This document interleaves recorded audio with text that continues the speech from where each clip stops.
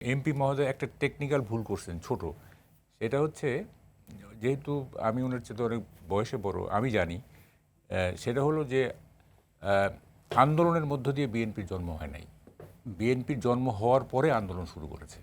এটা একটা টেকনিক্যাল ভুল হয়েছে আপনার। এবং আন্দোলনটা বেশি হয়েছে এরশাদ আমলে, বেগম জিয়ার নেতৃত্বে একটা ভিওরাস আন্দোলন করছিলেন উনি, যে কারণে উনি আনকম্প্রোমাইজিং নেত্রী হিসেবে প্রতিষ্ঠা পাইছেন।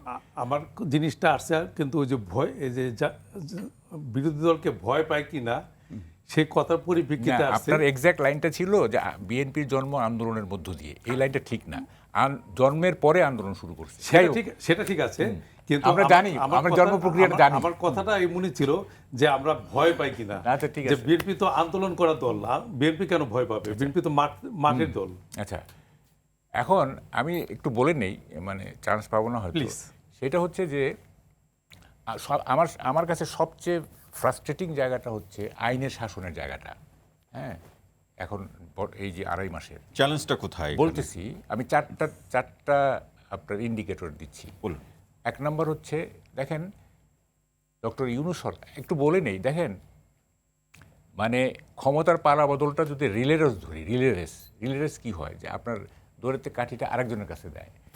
এই রিলে রেসে ডক্টর ইউনূসের উচিত ছিল একটা কাঠি তারেক রহমানের হাতে ধরিয়ে দেওয়া, কিন্তু উনি ধরিয়ে দিয়েছেন একটা ভারী লৌহদণ্ড।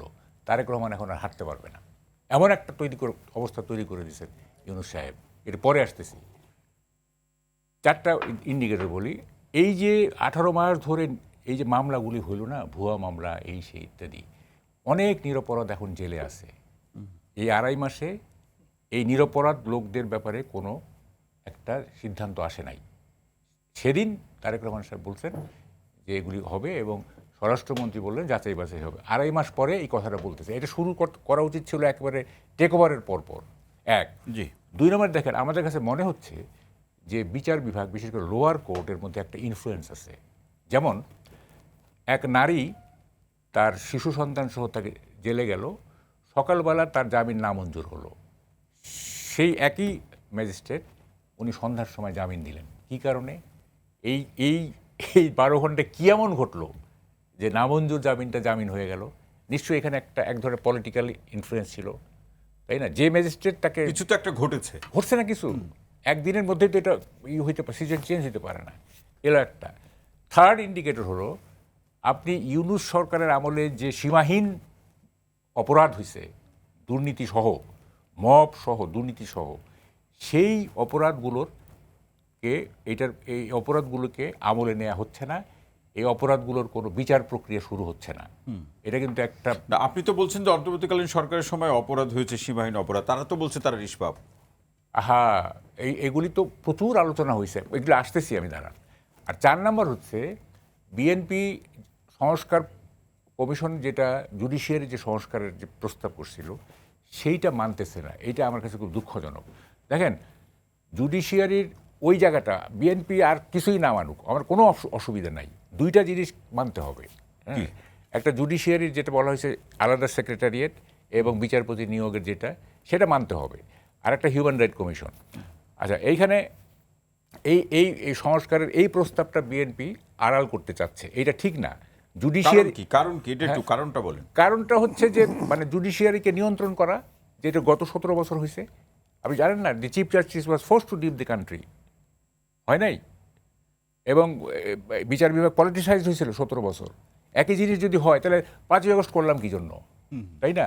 আপনাকে জুডিশিয়ারিকে ইন্ডিপেন্ডেন্ট করতে হলে আপনাকে অবশ্যই সুপ্রিম কোর্টের বিচারপতি মানে থেকে এগুলিকে ইন্ডিপেন্ডেন্টলি একটা থার্ড পার্টি দ্বারা এটা নিয়োগ দিতে হবে, যেটা সংস্কারে আছে, তাই না? একটা আলাদা বডি দিয়ে। এটা সরকার নিয়োগ দিতে পারে না, এবং সেক্রেটারিয়েট লাগবে, তাই না? আচ্ছা, গেল এইটা। তাহলে আমি 4টা ইন্ডিকেটর দেখাইলাম, সেখানে আমি আমাদের আইনের শাসনের ব্যাপারটা আমি স্যাটিসফাইড না। এই জিনিসগুলো করতে হবে। সবচেয়ে বড় বিষয় দেখেন, এইটা আমার কাছে খুবই মানে এটা কি বলে আমাকে ইরিটেট করতেছে রীতিমতো। সেইটা হলো 2টা মেজর ইস্যু পার্লামেন্টে আলোচিত হয়নি। কি কি? একটা হাম এবং আর একটা মার্কিন যুক্তরাষ্ট্রের সাথে চুক্তি, এবং 2টা এত সেন্সিটিভ ব্যাপার। হ্যাঁ, এমপি সাহেব আছেন, আপনার কাছে এটা আমি কমপ্লেন করে রাখলাম।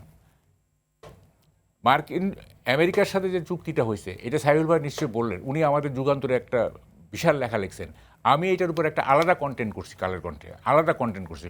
আমি 32 পৃষ্ঠার চুক্তিটা পড়েছি, মানে একেবারে প্রথম থেকে শেষ পর্যন্ত এভরি সিঙ্গেল ওয়ার্ড পড়ে আমি আমার হতাশা থেকে আমি একটা আলাদা কন্টেন্ট করছি। হ্যাঁ, এই চুক্তিটা পার্লামেন্টে আলোচিত হলো না।